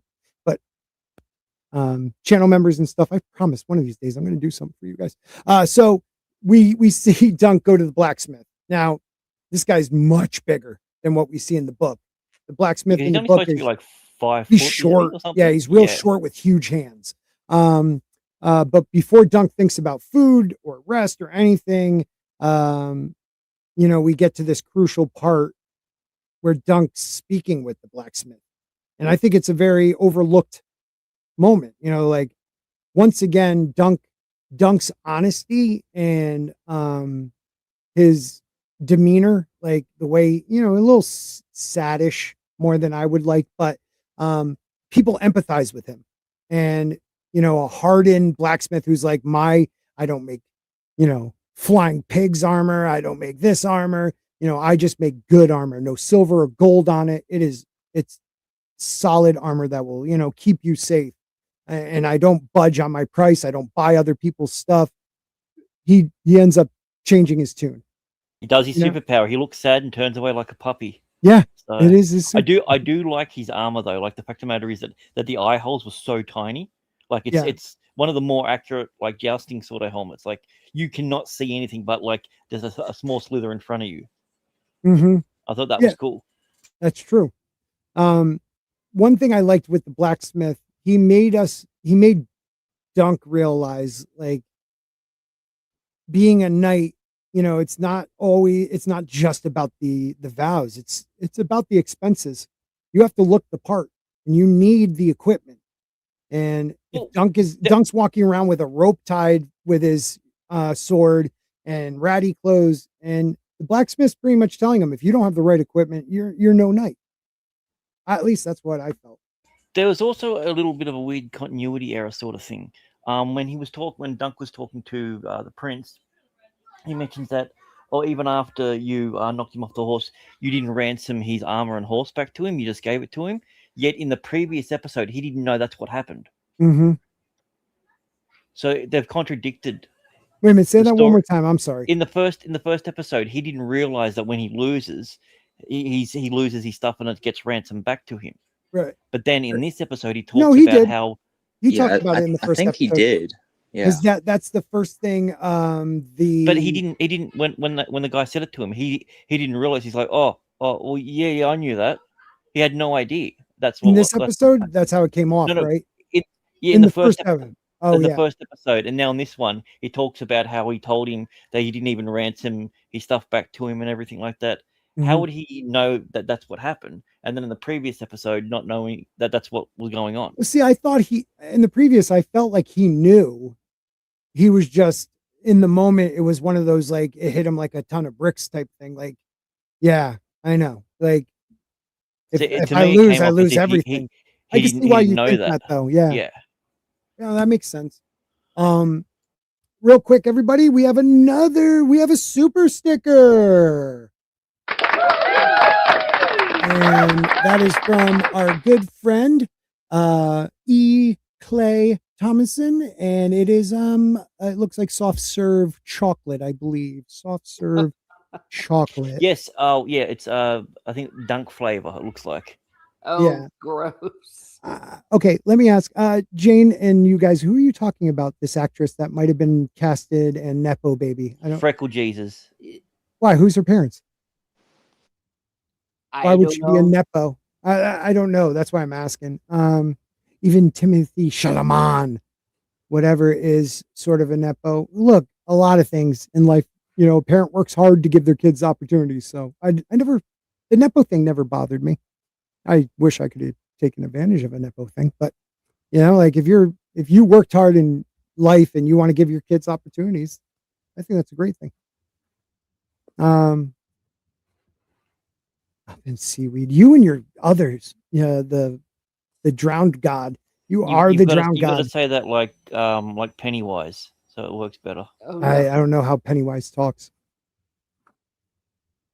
I never watched any of those. Sorry. So the blacksmith, back to that, because now I feel stupid. The blacksmith sizes Dunk up, talks about armor, talks about cost, and makes it immediately clear to Dunk it's expensive. Dunk doesn't haggle like a lord. He asks like a man who knows he might not belong. Like, can you do it any cheaper? Can I trade in some stuff? And the guy felt for him. And in the book, Dunk realizes that steel, not courage, is the price of entry. A knight needs armor, and armor costs coin. Yeah, I liked it because it's almost like the armor gives him permission to be a knight. Mm-hmm. You know what I mean? Like he's walking around in ragged clothes. They've already made fun of his rope, holster for his sword. And I feel like armor it will make Dunk feel more of a knight. least that's how I always saw it. Yeah. Yep. Yeah, and I do I don't like know. Blacksmith doesn't even ask, "Are you a knight?" He doesn't care who knighted Dunk. He just wants Dunk. Can you pay for this? That's another good thing. Blacksmiths are the gatekeepers of Westeros. It's kind of like dress for the job you want. If you look the part, nobody asks questions. Like in heist movies, they always like get the clothes for like the security guard or the maintenance people or whatever. Mm-hmm. Liam says, I think it's reality setting in with Dunk, just like when he's at the joust. Yeah, that scene is dope. Dunk is just direct, goes back to the obvious and innocent nature of him. Yeah, it does. Johnny says, imagine if the most competent people had the most sought after jobs in life. And You ask too much. Yeah, you ask way too much. Another super chat. I am killing it tonight, guys. You have 2026 is already surpassing 2025. You guys rock. All you need to do now is stop hemorrhaging subs and you'll be laughing. What's that? All you need to do is stop hemorrhaging subs and you'll be laughing. Hey, it happens. Tina Bojan for $5. My missing the stream. Titty, I guess. She's titty pay. I don't know. This was a great tithe. Oh, tithe. Like what you do at church.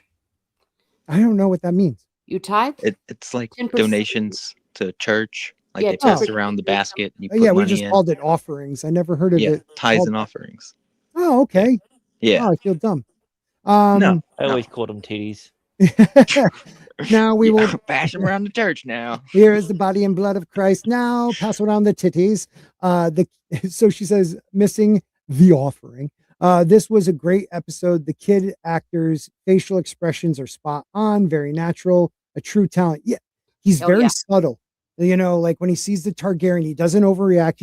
You see him like that little quiver of, oh shit, like my family's gonna find me. Yeah, you're right. I think the kid is definitely a surprise plus, because you always worried with kid actors, and he seems like, I was watching my wife. Just wait till the new Harry Potter. Yeah. Well, my wife's a little, oh dude, we'll cover it. Don't worry. My wife's a little younger than me. So we watched a movie the other night with my oldest daughter called Camp Nowhere. Does anybody remember this? It's with yeah, I remember that one. Yeah, it's with great Doc, ending. Yeah, with Doc from Back to the Future. Yeah. There's a kid in it who was up for one of the last 3 people up for Anakin Skywalker, but Hayden Christensen beat him out. And even at that age, this guy, I think his name is it Scott Jackson or Scott Jack, something like that. He played Lucky Spencer in General Hospital. This kid's acting was so good. Like, he was on par with the adults acting in the movie. And it goes to show you like how if somebody acts well as a kid, it helps the adult actors do better because they're not carrying the kids. Like, you see the difference between the first couple Harry Potters and then towards the end, like they're carrying, you have the big names in Harry Potter carrying the movie. And then, Daniel Radcliffe gets better. Hermione's gets better. What's his name? Ron tries. Rupert Grint. Yeah. Yeah, Rupert Grint's a good guy. Oh, here we go again. Okay. Brian McCann, $5. Supercalifragilisticexpialidocious, supercalifragilisticexpialidocious, supercalifragilisticexpialidocious, supercalifragilisticexpialidocious, supercalifragilisticexpialidocious.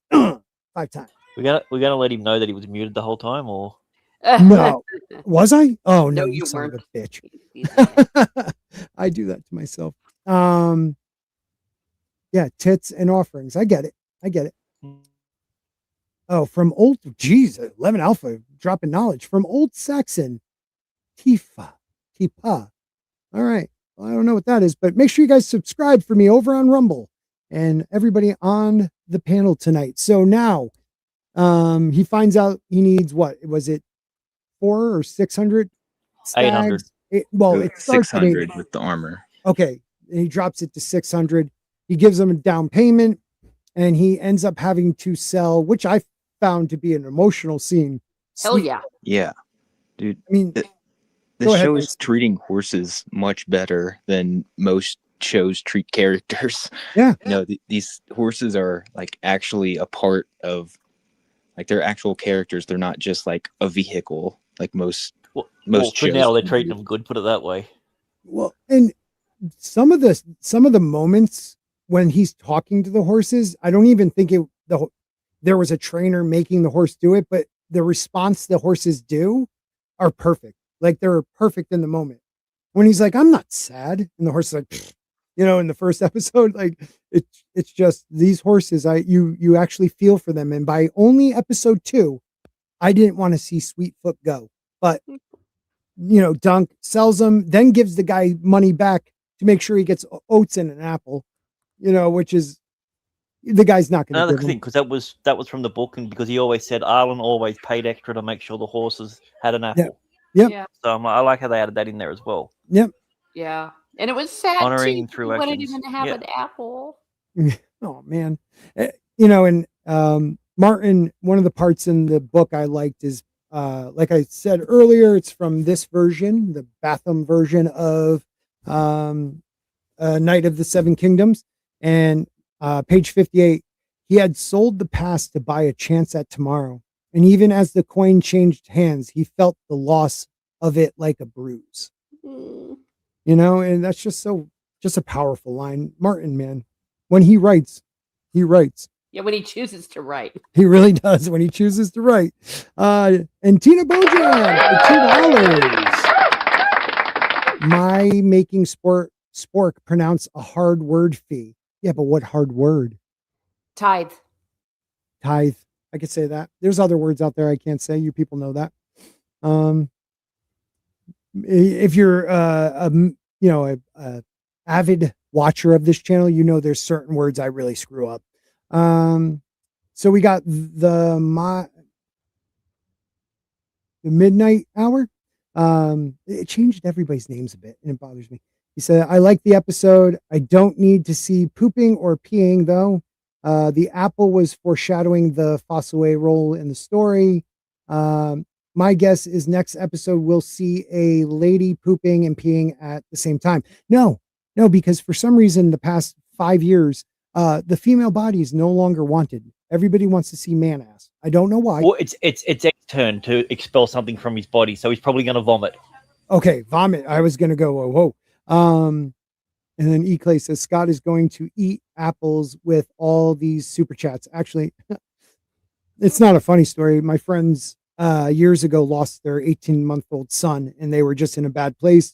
And it was the night after the funeral, and I ate like a bag of apples as fast as I could to make them laugh.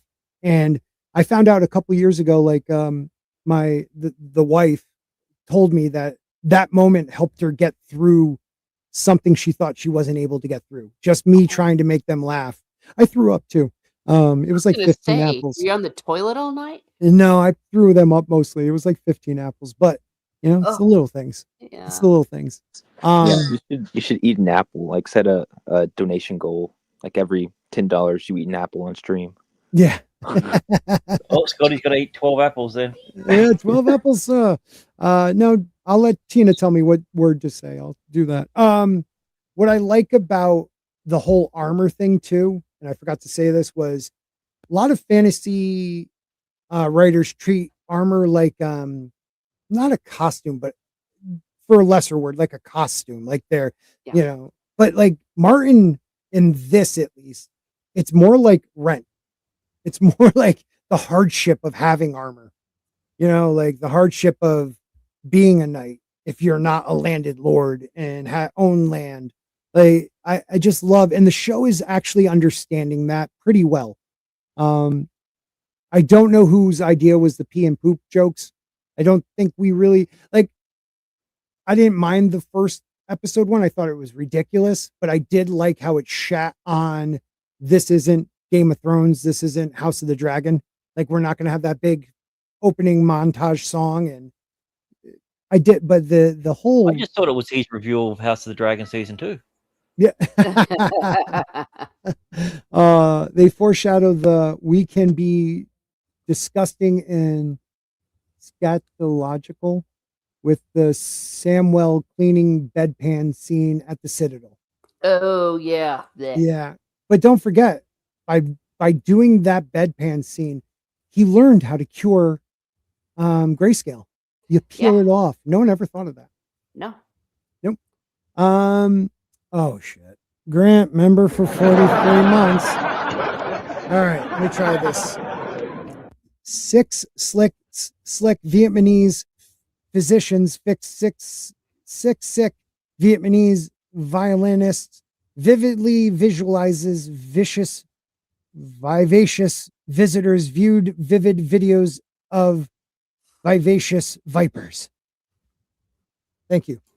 Thank you. What was that third word again? Awesome. The third word is Vietnamese. Vietnamese. There we go. I did say it right. Thank you, Grant. Yeah, they literally shot on the theme. Scott the Death God, Raikou Reborn. Thank you. Jane for another 5. I don't know, Jane, I don't know what made me deserve this tonight, but I thank you so much. She says for apples and salt beef. Hell yeah. Salt beef is beef jerky, right? Yeah. It's just preserved, but okay. it's instead of like thin slices, it's like chunks. It's chunked and it's probably salted more to dehydrate than like dehydrated. Yeah. Okay. It's boiled. How they traditionally did it was they would boil it in salted water until the water ran out. Yeah. So So let's talk about the opening of the games, man. Oh, that was so cool. Yep. What did you guys think? Take it away. night jousting, that's different. Isn't all jousting night jousting? Oh, I got it. Touche. All right. That was good. I'm that was sorry. good. No, that was good. It was really cool. But you see at one point, one of the guys like has his legs on the horse and bends all the way down and grabs a shield off of the ground. It's like I don't know about the physics of that. You know what it was? It was AI. crazy. How awesome was that though? That was it was super cool. And the Tyrell biting into the fish. yeah. That was yeah. It showed you this is like wrestling, WWE for them. In that Ozzy time. Osbourne, like a bat. Oh yeah. I mean that looked really cool, but when the Fossilways did it, it didn't really do all that much. Well, so hold on one second. My computer does not want to work. Okay, here we go. Before we reach the end image with Dunk at camp, the episode gives us our first real taste of Ashford Meadow tourney at night, of course. And let me say it's one of the greatest jousting scenes, like definitely in Game of Thrones. But it's like a roll call of like the greats. And I like how the camera deliberately lingers on them, taking the field, all the different sigils and pageantry and the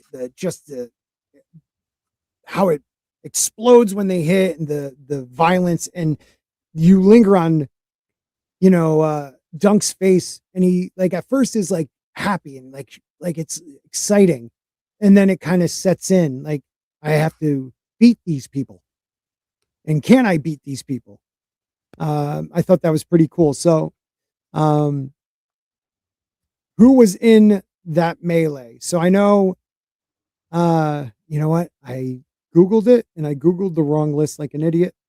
So I'm going to have to try to remember. We had the Tyrell. We had, oh God, the guys from the Reach, the Tyrell that we saw at the beginning of the episode. Sir Lionel Baratheon. I think Sir Humphrey Harding might have been in there. There were two. I know there were two of House Lannister. You had the gray lion or the old lion, the one that Baelor like tried to trick Dunk up on. and his brother. Who else was out there? Baelor's son. I forget his name now. Valar? Valar Targaryen. And I loved how you see the two different perspectives. Dunk says, oh, he's definitely going to win. And Egg's like, I'll take that bet.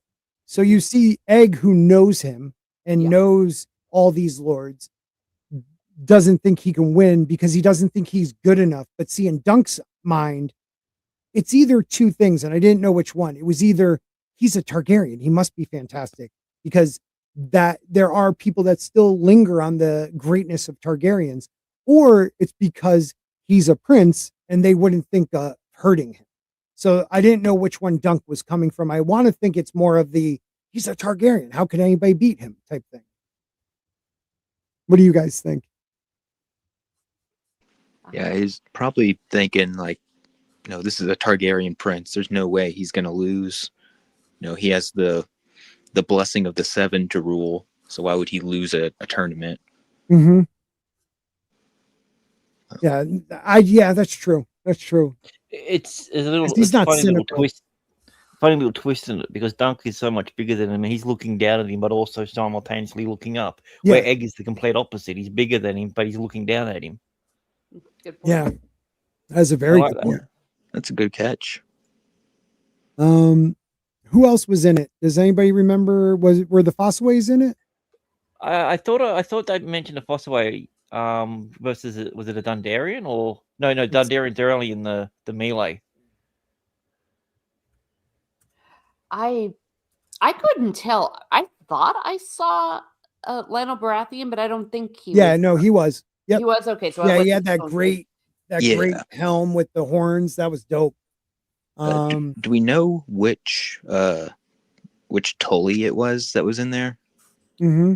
I think it was random Tully. No, I want to say it was the Tully from the beginning of the episode, and I can't remember his name off the top of my head. That Dunk is talking to about Sir Arlen. Okay. Yeah, every time I look it up, they're giving me Steve-O. well, because every time I Google it, they give you the joust. So what like happens later on? Yeah, the set, right? And yeah. It's not. I'm not getting the results I need. So if anybody can remember any names that we missed, that'd be great. It's different to what I remember in the book because it wasn't during the night. It wasn't. So yeah. Yeah. It was dumb that they did it at night, but I did like what that I think they did said they might have done hide a lot of the stuff, the a shortcomings. lot of quick cuts. Yeah. I think it was a clever way of doing it. It also adds a completely different grittiness to it as well. Yeah, it was, dude. It was exciting to watch.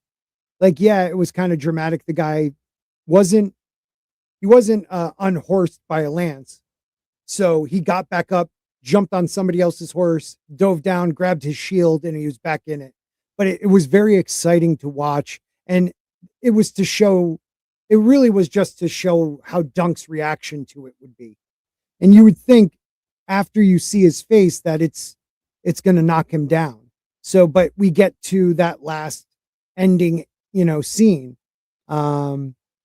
which is really cool. Dunk is prepared. He's like, we're going to show them, we're going to show, I forgot the exact word. Damn it, or exact line he says. He's gonna make them remember him. Yeah. And little he knows. Yeah, right. Are you worried about the pacing? Yes. Oh. Yeah, I feel like where we are in the story, we'll put it so we're a third of the way through the story, and I don't think we're a third of the way through the book. Yeah, I think his name was Lord Medgar Tully, if I'm right. Yeah, that's probably it. That's a really good pull there, Scotty. I don't know how Thank you do it. Just it came from back here. I sometimes just have those moments. I'm the comic. It's during the day. In the comic, it's during the day. Yeah, it is definitely during the day. So yeah, Dunk's line from the book, and I think they take it from the book. It's if he did well in the list, they would remember him. He would try. But they make that's Dunk like thinking it in the book. he says it out loud, and it gives it more like gravitas. Like, yeah, because he says even if it means just for an hour, like he was able to do something just for an hour before he loses the next time. Then he's able to achieve something that his master didn't achieve. yeah, right. Or and also to prove his master lived. Sir Arlen. Him winning proves Sir Arlen is alive. Was alive and was a knight. I think that means more to Dunk than anything. In the book, you get the feeling Dunk just wants to survive and have a career, like do something. And this is the only thing he thinks he can do to survive and live. But in the show, I feel more, which is, if you think about it, episode 1, episode 2, it was from morning to night, both episodes. So like, it's only been 2 days, but yet we are, like you said, that far along in the story, which is weird. But they make it seem like Dunk is like, I'm going to make sure they remember Sir Arlen and me. So the episode it's not about Dunk winning anything. It's really about Dunk understanding what really makes a knight. And what makes a knight is being able to look the part and afford it, but then also proving it in these tourneys. Because Sir Arlen never proved himself really, and he never won a tourney. But man, that man fought in 100 battles, taking really bad, wounds from those battles to help these lords, and none of them remembered him. But if the wives did, though, my God, did they ever? They had to. You imagine him in his youth? Jeez, that thing. Yeah, he definitely made the 8. Like he could have slept under it and kept himself like hit the tent up, and he could have been fine, nice and dry. Now but you'd be wet. Is knighthood proven in the lists, or is it proven in your actions? I think we're gonna find that out in the next episode. I do too. You see, I was half expecting let's just say the trigger event to be the end of this episode. Right. That's where I thought that would be at. Yeah. At the end of this episode? Yeah. Yeah. Yeah, I think that's just going to be next episode. Yeah, it has I always thought that was going to be the because middle. if it's not, then what the hell are they doing? Like, they can't leave that It would out. either be like towards the beginning or towards the end of the next episode. I think it's towards the end. Toward the end. Well, because we still have to do the daytime tournament where who kills the horse, which is going to be horrible. Mm-hmm. Oh. Mike says he means Sir Arlen. He says, I would imagine Sir Arlen would pass out a lot. Yeah, dude, from blood flow? Jeez. Oh, dear. I have to say the title of this episode, Hard Salt Beef, is a very honest title for any of these Song of Ice and Fire shows. Because it's not about the glory. It's not about the singers remembering you. It's about how a Hedge Knight lives. And, they're not in a great hall having feasts. They're under a tree in the rain, just trying to survive, eating, hard salt beef. And Dunk throughout this episode is just trying to survive being a knight. Well, the next episode's called The Squire. So first episode was about Dunk, second episode was about Arl, and now the next one's going to be about Egg. Mm-hmm. Yeah. Do you think we're going to get like flashbacks of him in King's Landing? Who knows? I don't know if this is the episode that they're going to do the reveal. Yeah. Or what they're going to actually do. So, but yeah, the pacing just for me is really all over the place. Like, because I'm hoping that we get one full episode of the big conflict, you want to say, and at least an episode of the resolution afterwards, or at least half an episode of the resolution. Yeah. Because you can't rush what happens afterwards, because that's just as important as the battle. Right. I just want to point out my protege, Mad Mardigan, is here. He's now a channel member too. Yes, I don't know if you realize that, buddy. You became a channel member. Thank you, Jane Theory. Jane bought you one.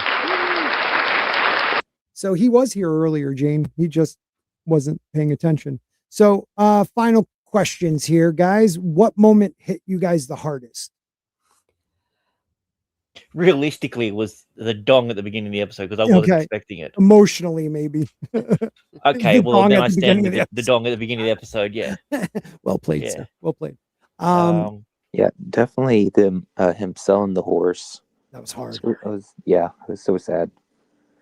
To think That was it's hard. just like first episode was 40 minutes and this one is 30.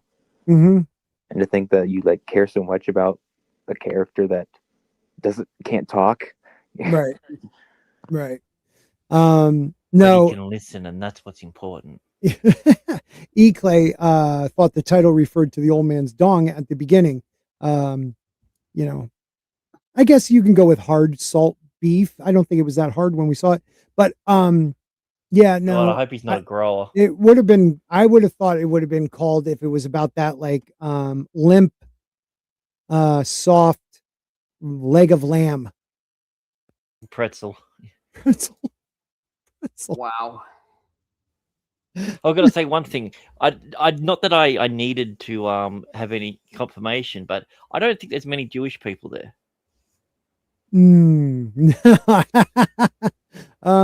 Matt Mardigan, that really hurts my feelings. Just want you to know what that. you do is you've got to buy one for someone else, and then it cancels it out. Yeah, if you buy one, it gives it away. And I also, I believe I can fly.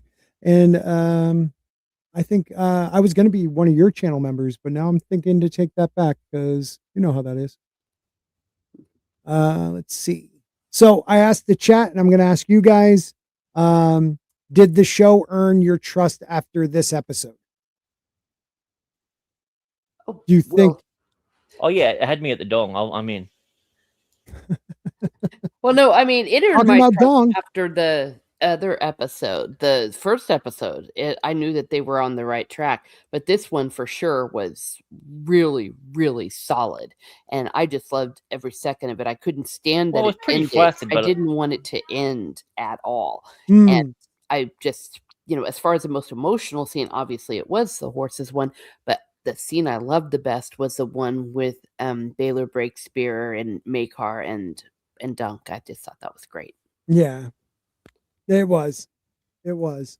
Can someone explain to me what the hell is going on in the game? Like, it just looked like chaos when they started jousting. I'm like, wait, is it a tag team? Yeah, it was 5. It was 10 on 10 or 5 on. It wasn't. It was like 5 every on man 5. for himself. Well, it wasn't even 5 on 5. It was every man for himself. But if you get knocked off, you can get back on the horse. No, if the guy Only didn't if get you don't- knocked off by Yeah. the jousting stick, he hit another horse and fell off, got thrown off. So yeah, he can get back up, I guess. That's what I took it as. I don't know, but hold on real quick. Good to see you, buddy. This has been, it's like 2019 all over again. Brian McCann for $10. He says the end is near. I hear a noise at the door as of some immense slippery body lumbering against it. It shall not find me. God, that hand, the window. You had to get poked and fall to lose. I know somebody that would poke and you would definitely fall. Sir Alan. So I just want you guys to know I gifted 5 memberships because you guys have hooked me up so great tonight. So we got some new members. We got Jeff B as a member. Adam Price, what's up, brother? Fletcher, what's going on, dude? Shadow, you are the boss. A good dude there. Check out his channel. Great guy. You guys are all channel members. 1, 2, 3, 4, 5. I just came to promote my show, History I Interrupted. knew that, so go for it. Episode 2. Yep, History that's it. Interrupted, episode 2. We're going to be talking about Johnny Appleseed. Mm-hmm. The real story of Johnny Appleseed. Oh. And also, I love this show, by the way. He was a part of the Fossilways. Appleseed guy. The fossil ways. I love Dunkin' Egg. I want to hear you tell us why. Like, give us your opinion. Was it the dong? Well, no, I mean, talk about a cherry, right? I guess never mind. Well, that would be bad. He's destroyed a few of those in his life. I was gonna say every was a cherry. To him, yeah, absolutely. Yeah. Okay, this feels inappropriate with just me up here. I was trying to help you. Sorry. No, dude. I'm a sucker for a good lone wolf and cub story. So just having him in a little eggy. Guess I love that stuff. It's funny. It doesn't.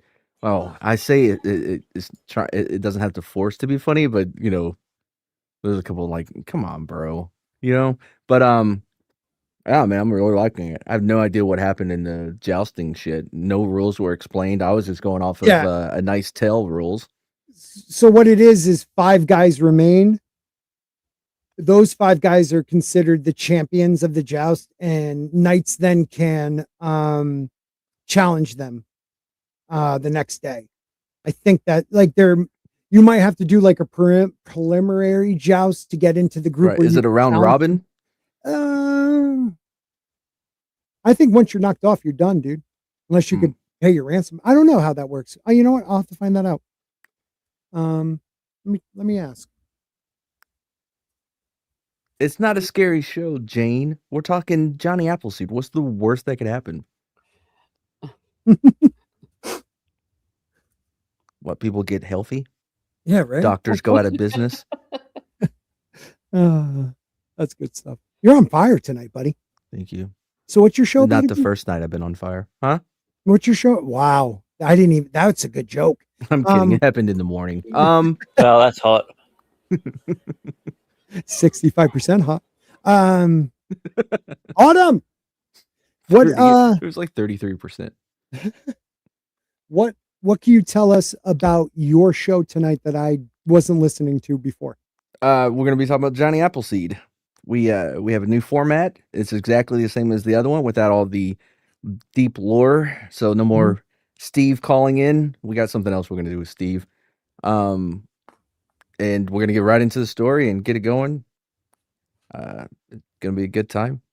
All right, man. We haven't done it in a couple. We did Steven Seagal up to 1992, and that was interesting. He's a weirdo. What? No way. Yeah, right. Surprising. Above the Law still holds up though. I watched that the other night. It's still good. That's true. He actually punched the guy in the chest and broke his ribs for real. Oh, Eclay, Steve's not going anywhere. Steve's going to be on trial, but we have that coming up. When are you doing Frank Dukes? Oh, wow. Let me give you real quick, the jousting rules from the show book canon version. The melee joust follows clear but brutal rules. Team of 5 knights are drawn by lot. Each side rides together. The lists are run in passes, not single duels. Knights may face multiple opponents. A knight is eliminated if he is unhorsed, or he yields, or his horse is killed or disabled. There is no mercy pause. Once you're down, you're fair game until the marshals intervene. Ransom still applies. Armor, horses, weapons of the defeated can be claimed, which means losing is financially catastrophic. Martin describes it was not one joust, but many. Horses screaming, men falling, lances splintering all at once. Hedge Knight, pages 53 to 55. Are you guys happy with it though? You book nerds? Oh yeah. Yeah, it's pretty. Yeah, I mean, I didn't imagine his dong was that big in the book. But you know, I always want to, like, oh, how big's that guy's dong? You know, I don't think it was real because his stream looked off from where it should be coming out. Because it wasn't real. Oh, you a big expert? There's no way. Yeah, no, like I got into pee? it. Is that it? Well, I watched it on my phone, like I said, so I can magnify it. And it was like he squeezed it and then it started going. So it was like a pump in there or something. Yeah, I've never had to squeeze mine to get anything to come out. No, I had to count once or twice. But I was really messed count? up. Yeah, like, that was back when I, too many opiates. I was like, oh God, just come out, That doesn't affect your pee, does it? It's shit, definitely shitting. But yeah. For real. For real. Don't miss that. Cap. No cap, dog. Exclamation point. Wow. All right. That's the Learn show. something Everybody. new every day. That is the show, everybody. That was a good time. Any last thoughts? I'd like to know in the chat, Jane, Eclay, all you guys, did do you feel like the show is faithful enough, and are you enjoying it? Let me know in the chat. What about Stieg? Is he liking it?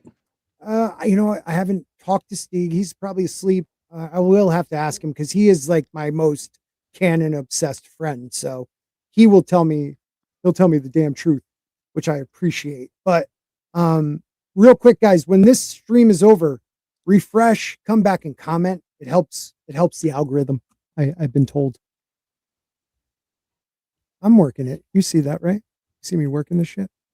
That's how you do this. My product. Yeah. My Padawan. Right? Who are you calling your Padawan? I'm the YouTuber's YouTuber, baby. The original OG for shizzle, my nizzle.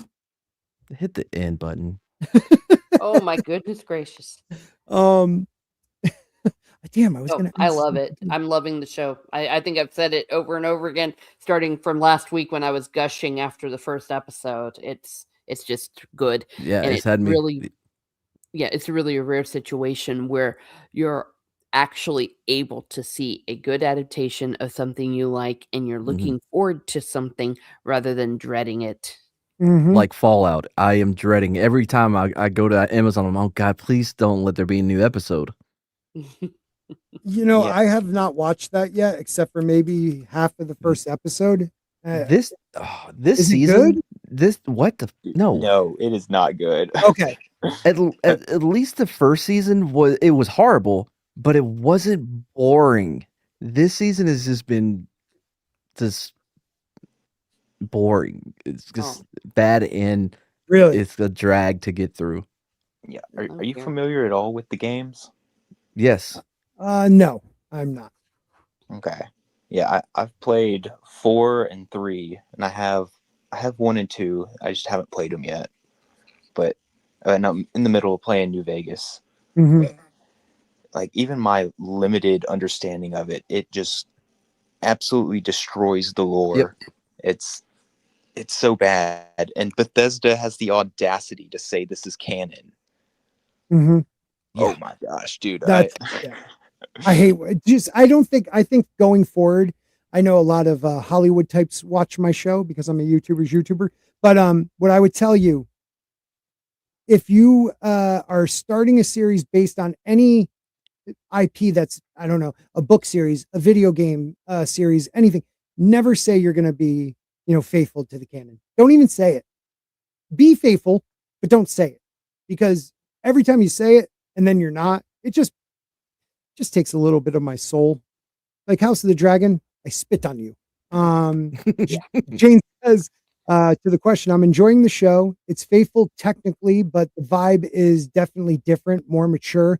I also would say that I agree with that, in that the book has a lot of inner monologue, Dunk thinking like these lines out, where the show gave it to somebody else to say to Dunk.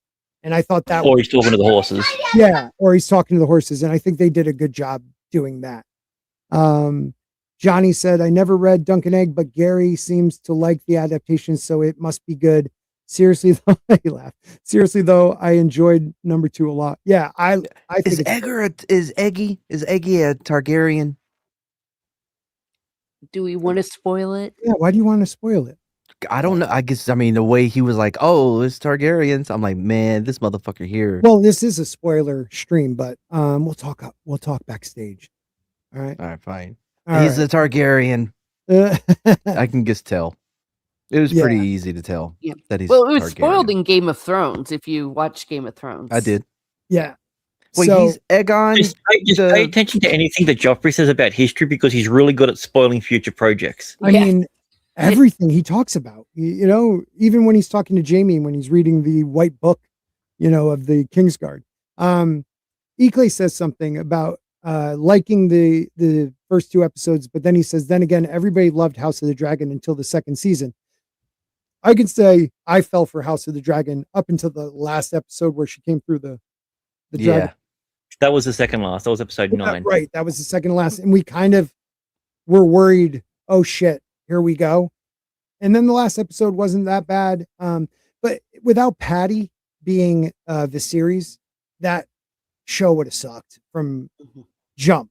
It wasn't faithful. You know, the idea that Alicent Well, from the was Valerians, they're spot on.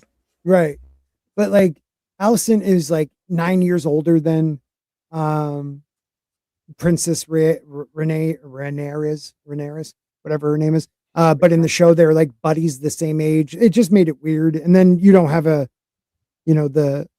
spare prince after the blood and cheese thing really messed up to me the show, and that's what George was upset about. He talks about ripples. They make a small change, and the ripples start to affect where he literally said it's then no longer my show. Like it's no longer a Song of Ice and Fire. And I think we're already there with House of the Dragon. I really hope that, them shitting on the theme song meant they're going to stick. And it seems George is happy right now with the showrunner. They're going to stick with it. But again, we don't know until a second season if we get that. Yeah. All right. And Dunk and Egg, there are 3 novellas that are like each their own story.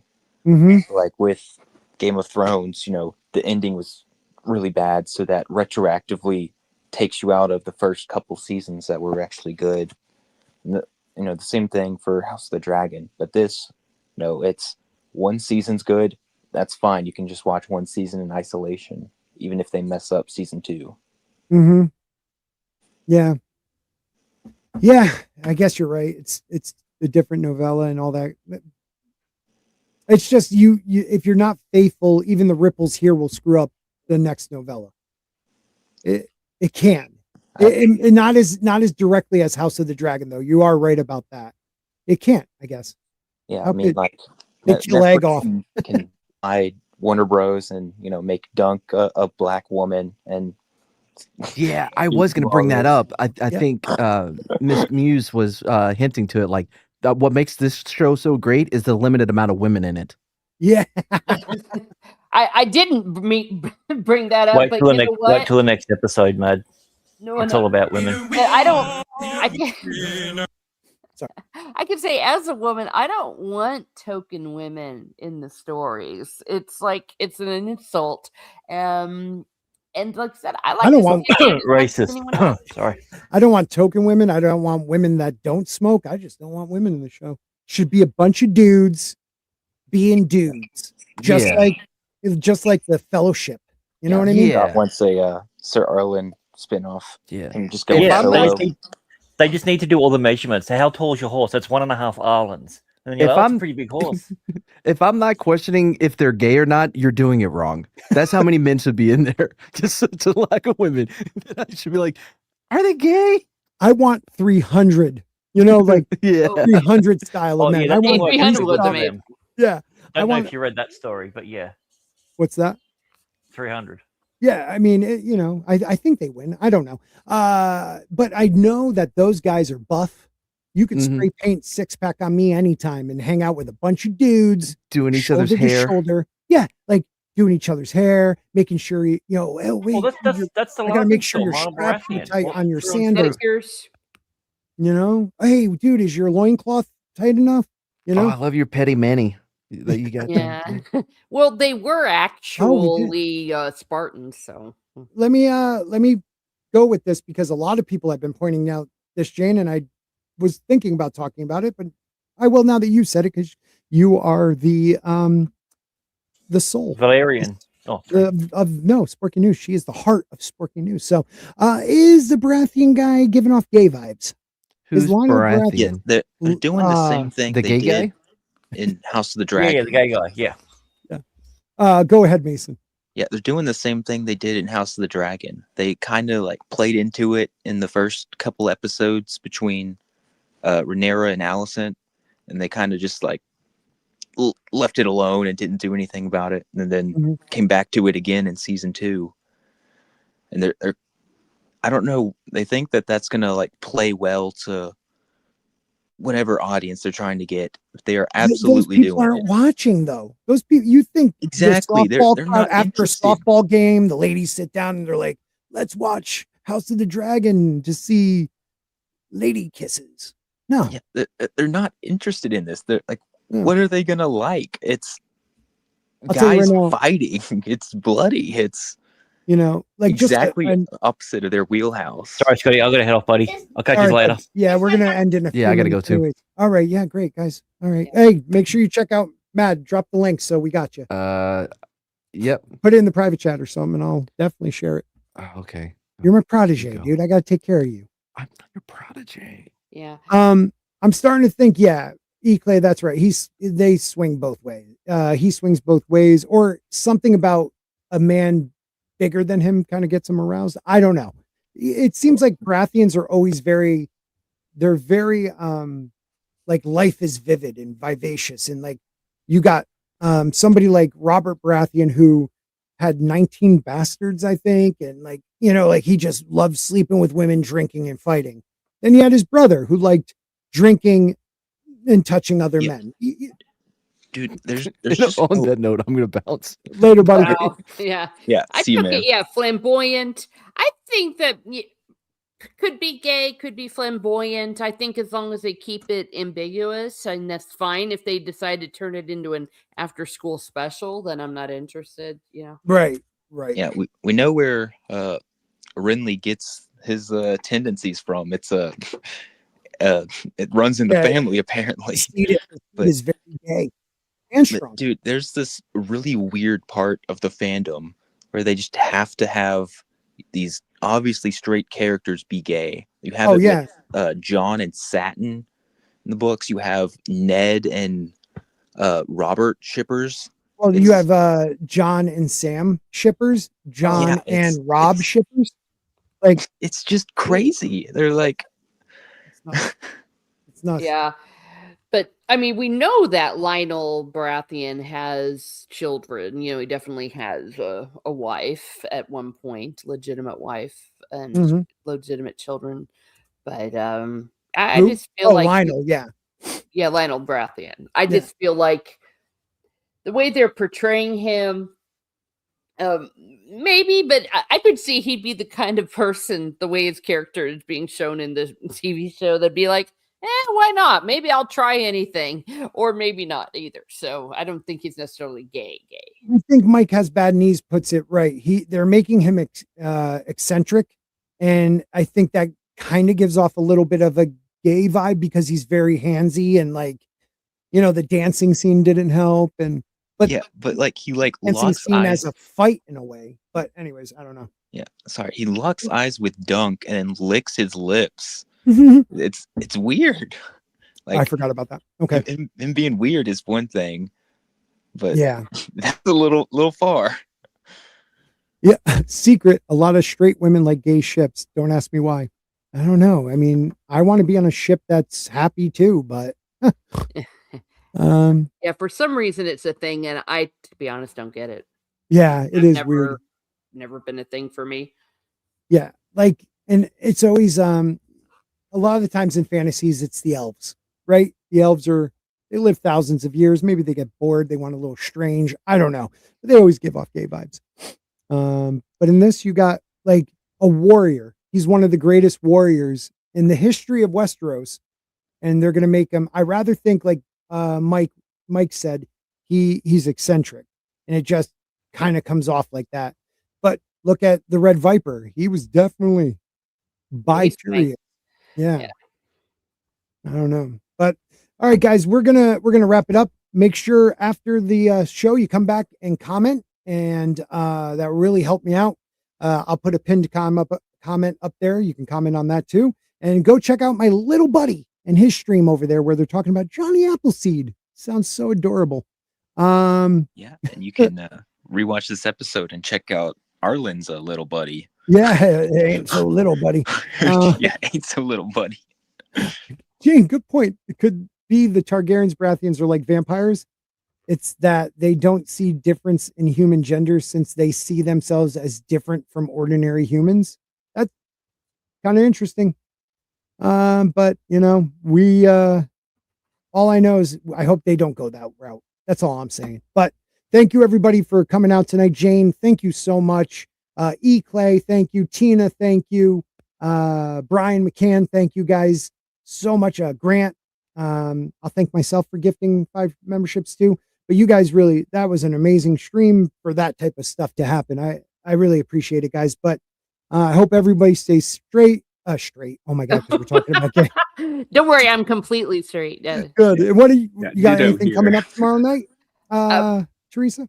Oh, yes, I do. Tomorrow night, I'm going to be having Prophet of the Dragon on, where we're going to be talking about our casting for the Wheel of Time show, because as we know, they cast very, very poorly. So we're going to come up with our own, and maybe you can come up with one as well. And it will be the debut of memberships. I finally decided to start memberships on my channel. Great. Yeah, I found a way to kind of work it out, because I wanted to give something that would be worth people's while, and with what I'm able to offer. So I think I've come up with that. So if you all want to give me a like, share, subscribe, and maybe check out my memberships, I would be definitely appreciative. Wow, you came up with that. Let me know, because I've been doing it for years and I have no freaking clue. But thank you. Westerosi Whispers is in his house. Good to see you, bud. But thank you guys. Mason, how many more to 100? Mason needs 100 subs, guys, so we can live stream and stuff. So Yeah, how many more? I need 18 more. I'm at what is it, 82? Wait, no, 8. I'm at something. Yeah, just guys, It's the same, but yeah, I'm count you have. working on some videos, working on some video ideas. Mhm.